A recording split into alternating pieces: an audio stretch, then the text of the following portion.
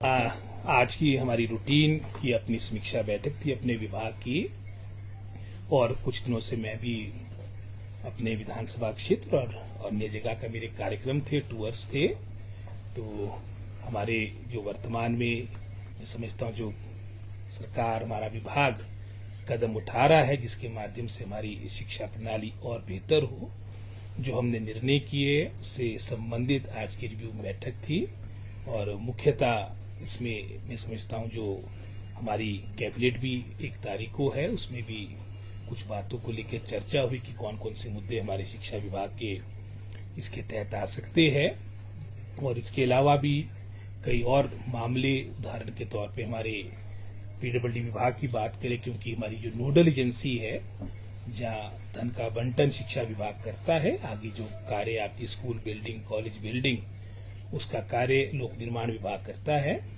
बहुत से हमारे ऐसे अनयूटिलाइज फंड्स है, तो उसके बारे में भी हमने पूरी जानकारी मांगी है विभाग से, और इसके बारे में शीघ्र सचिव शिक्षा और हमारे पीडब्ल्यूडी विभाग के हमारे अधिकारी मिलेंगे, ताकि प्राथमिकता के आधार पे हम फंड्स का बंटन उन स्कूल भवन के लिए या उन कॉलेज भवन के लिए करें जो लगभग अब कंप्लीशन की स्टेज पे पहुंच चुके हैं। जो आपके अनस्टार्टेड वर्क्स है, वहां के फंड्स की री एप्रोप्रिएशन के माध्यम से आपके उन स्कूल और कॉलेज भवन के लिए पैसे का बंटन हो, जहां पर अब लगभग कंप्लीशन पे आपके कार्य आ चुके, क्योंकि अब इस फाइनेंशियल ईयर के भी मात्र 3-4 महीने शेष रह गए हैं। और बहुत से हमारे ऐसे फंड्स है जहां पर मैं समझता हूँ री एप्रोप्रिएशन की आवश्यकता है। इसको लेकर भी विभाग के हमारे सभी अधिकारियों के साथ चर्चा हुई।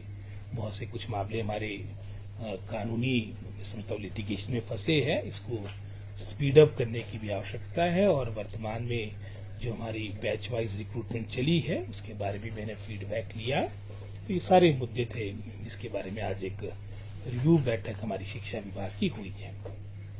सर, जिस तरह से मुख्यमंत्री ने भी कहा है कि शिक्षा में जो है वो व्यवस्था परिवर्तन करने जा रही है सरकार अगले सेशन से, और हर स्कूल में अंग्रेजी मीडियम शुरू होगा पढ़ाई, तो कितना तैयार है शिक्षा विभाग क्या इसके लिए? क्योंकि उन्होंने कहा कि एक लेक्चर पॉलिसी लेकर के आ रही है सरकार पार्ट टाइम। जी, तो वो किस तरह से होगा, क्या कुछ प्लान? आज समय की आवश्यकता है, नीड ऑफ द आवर है कि हम अपनी शिक्षा प्रणाली को सुधार लाए, और इसी सोच के साथ माननीय मुख्यमंत्री ने ये अपना वक्तव्य दिया था। और जैसे हमने शुरू में भी कहा, जब ये सरकार का गठन हुआ, कि वर्तमान में हमारा ये पहली प्राथमिकता रही कि जो हमारे खुले हुए संस्थान हैं उनको स्ट्रेंथन किया जाए, उनको मजबूत किया जाए, उनको सुदृढ़ किया जाए। और जो व्यवस्था परिवर्तन की आप बात कर रहे हैं, सबसे बड़ी व्यवस्था परिवर्तन यही है कि हमने इस दौरान कोई भी नए स्कूलों का अपग्रेड नहीं किया, क्योंकि हम पहले चाहते हैं, जैसे हमने अब हायर एजुकेशन में विशेषकर कॉलेजेस में जो आपके वर्षों से प्रिंसिपल्स के पद रिक्त थे वो लगभग भरे जा चुके हैं। आउट ऑफ 134 105 आप विदाउट रेगुलर प्रिंसिपल आपके कॉलेजेस थे, इसमें से 83 जगह आपके रेगुलर प्रिंसिपल्स आ चुके हैं। लगभग 90% के आसपास हमारी एपीस की नियुक्तियां भिन्न भिन्न कॉलेजेस में हो चुकी है। 550 के आसपास की संख्या अभी हाल में ही हमने 3-4 महीने में उनको अपॉइंटमेंट दी है। और इसके उपरांत हमारी बैच वाइज, जिसके माध्यम से 2252 पोस्टें हमारी फिलअप होनी है। आपकी कमीशन में भी कोई 585 पीजीटी लेक्चरर का प्रक्रिया भी प्रारंभ हो चुकी है। और आपकी अन्य तरीके से भी प्रमोशन के माध्यम से भी आपकी पोस्टों को भरा जा रहा है। और हमारा पूरा प्रयास रहेगा कि विशेषकर जो हमारे दूर दराज के दुर्गम क्षेत्र है, आने वाले समय में, हमारे आने वाले एकेडमिक सेशन में विशेषकर हमारे अधिकतर पदों को भरा जाए। सर, जो गेस्ट फैकल्टी की मुख्यमंत्री साहब ने बात की है, सर क्या वो एसएमसी पीटीए के तहत भरे जाएंगे या डायरेक्ट? इसके बारे में भी हमारी नीति बन रही है, और उसके पीछे भी यही एक जो माननीय मुख्यमंत्री की सोच है, यही है कि हमारे बहुत से ऐसे क्षेत्रों में, दूर दराज के क्षेत्रों में, विशेषकर मैं कहना चाहूंगा जहां पर स्टाफ का अभाव रहता है, वहां पर मैं समझता हूं ट्रेन मैन पावर जाए। पूरी जो आपके आरएनपी रूल्स, जो आपकी क्वालिफिकेशन है, उसमें कोई भी कॉम्प्रोमाइज ना हो।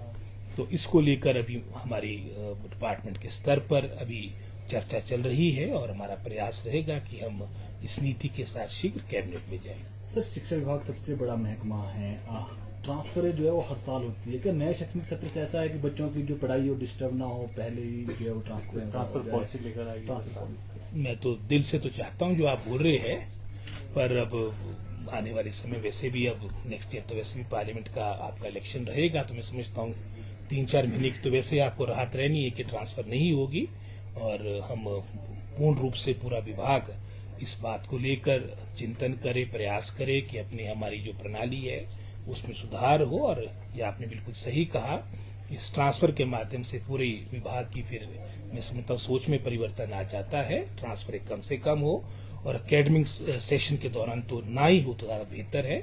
इस सोच के साथ भी हम आगे अवश्य विचार करेंगे। सर, शास्त्रीय भर्ती रोक दी थी पीछे, कब तक शुरू होगी ये भर्ती?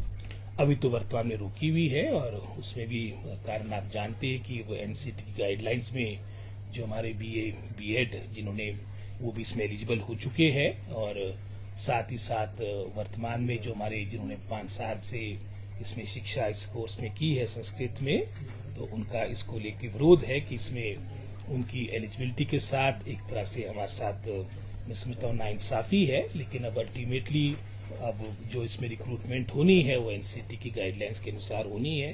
अभी हमारे जो शास्त्री वर्ग के जो 5 वर्ष वाले हमारे जो भिक्षु है उन्होंने इस मामले को लेकर हाई कोर्ट में भी गए हैं, लेकिन वर्तमान में अभी तक इसमें कोई इस तरह का मतलब स्टे तो नहीं मिला है। लेकिन अभी वर्तमान में सरकार ने अभी जो आपकी रिक्रूटमेंट प्रोसेस थी लगभग 190 के आसपास हमारे ये शास्त्रीय बैच वाइज के माध्यम से आपके रिक्रूट होने थे, ये प्रक्रिया में कुछ समय के लिए विराम लगाया है। रोहित जी, अक्सर ये देखा जा रहा है कि विश्वविद्यालय हो या महाविद्यालय हो, वहाँ पे लड़ाई झगड़े काफी बढ़ गए हैं, तो किस तरह से सख्ती की जाएगी ताकि आने वाले समय में जो छात्र वहाँ पढ़ रहे हैं ये बहुत ही चिंता का विषय है। जो आपने एक यूनिवर्सिटी का एग्जाम्पल दिया पीछे, कोटशेरा में भी इस तरह का मैं समझता हूँ बातें हमारे सामने आई है, और बिल्कुल सरकार इसमें जीरो टॉलरेंस के साथ आगे चलेगी, चाहे वो किसी भी संगठन से हमारे लोग होंगे। अगर वो गलत तरीके से इस तरह का इंडिसिप्लिन करेगी तो मैं समझता हूँ सरकार, पुलिस विभाग अपनी सख्त कार्रवाई करेगी। सर, प्राइमरी टीचरों को लेकर कंफ्यूजन सा हुआ है। सुप्रीम कोर्ट ने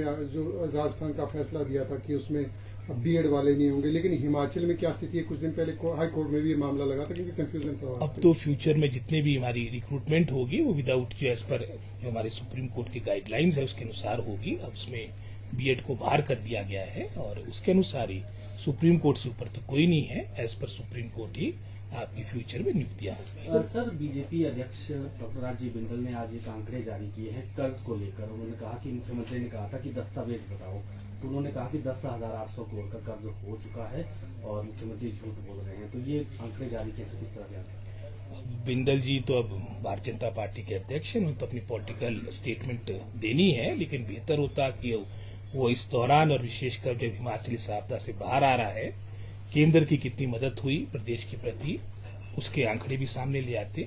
और आप सभी जानते हैं कि अगर इस आपदा की बात करें जिसमें लगभग कोई 12,000 करोड़ के आसपास की क्षति हिमाचल प्रदेश की हुई, लगभग 3100 करोड़ के आसपास तो हमारे लोक निर्माण विभाग का ही नुकसान हुआ है, लगभग 2,000 करोड़ से अधिक हमारे जल शक्ति विभाग का नुकसान हुआ। कोई ऐसा विभाग नहीं, कोई ऐसा क्षेत्र नहीं जहां पर आपका इस आपदा के दौरान नुकसान ना हुआ हो। तो मैं समझता हूँ अगर राहत की बात होगी, अब तो नवंबर का महीना भी अब अंत होने को आ रहा है, एनडीआरएफ की जो हमारे को एक अग्रिम राशि 200 करोड़ की मिली है, उसके अलावा एक पाई भी केंद्र सरकार से हमारे को मिली नहीं। और हिमाचल प्रदेश की जनता जनार्दन जानती है कि इतनी गंभीर मैं समझता हूँ वित्तीय परिस्थितियों के बावजूद भी जब हमारे को 76,000 करोड़ आपको एक तरह से विरासत में ऋण मिला, हर व्यक्ति पर 1,02,000 का कर्ज है हिमाचली पर, इसके अलावा 10,600 करोड़ की देनदारियां है जो एरियर के रूप में आपने अपने पेंशनर्स को अदा करनी है, उसके बावजूद भी आपकी केंद्र से कोई मदद नहीं हुई। ये उन ग्रांट्स को जोड़ रहे हैं जो हमारे को मिलनी थी। अगर पीएमजीएसवाई की हमारी डीपीआर मार्च अप्रैल के महीने में चलेगी जब कोई आपदा की कोई बात नहीं थी, उसको भी ये मैं समझता हूँ राहत के साथ जोड़ रहे हैं। जो राहत के रूप में प्रदेश सरकार की जो मदद होनी थी वो मैं समझता हूँ वर्तमान की हमारी केंद्र सरकार हर तरह से विफल रही है। जैसे मेरे पहले का इस 200 करोड़ के अलावा कोई भी मदद प्रदेश सरकार की नहीं हुई। बेहतर होता बिंदल जी इन तथ्यों के सामने भी सामने आते हैं। सर, एनटीटी भर्ती कब तक हो पाएगी? पिछली सरकार से अभी तक सुर्खियों में ही है, आरएनपी रूल्स नहीं बने, सर कब तक हो पाएगी? तो ये भी एक हमारा आज की चर्चा हमारी कैबिनेट की हुई है और हमारा प्रयास है कि शीघ्र इसको लेकर भी हम कैबिनेट में आए।